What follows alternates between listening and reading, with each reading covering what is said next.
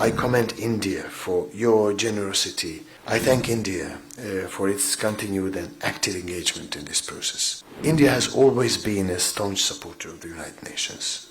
For 7 decades, we have traveled hand in hand. India's leadership on global challenges and her strong voice in multilateral affairs have been exemplary.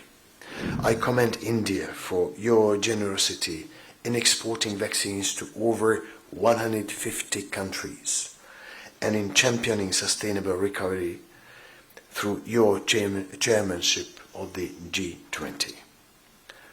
This is the kind of inspired leadership that our world needs. I have consistently called on member states to grab the opportunity to move from the position of no and later to a position of yes and now. I thank India for its continued and active engagement in this process.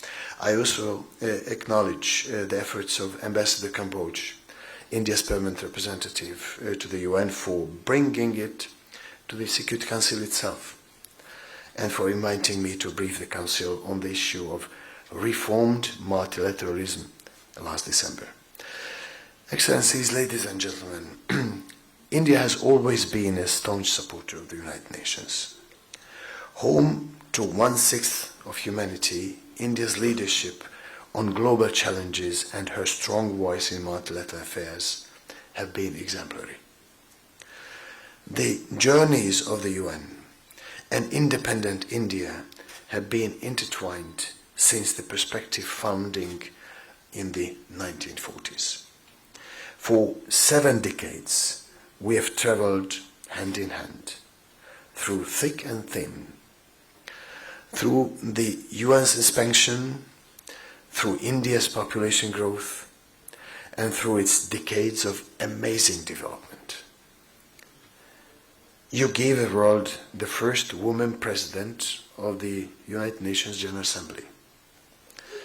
We have been able to count on India in a multitude of issues, from fighting polio to promoting equality, from championing democracy to the empowerment of women. Yet you are not only active in shaping our discussions, but you have put forward your most precious resource, your people, in support of UN's causes. India is one of the largest contributors to troops, to peacekeepings. Thousands of your communities have bid farewell to blue helmets and counted the days to their return. Finally, on a personal note, for more than 4 decades of my work as a diplomat, I have been inspired by Mahatma Gandhi's devotion to peace, the eradication of poverty and harmony with nature. Friends, allow me to finish in his words, and let me use them as my humble call to you and to all listening and watching us today.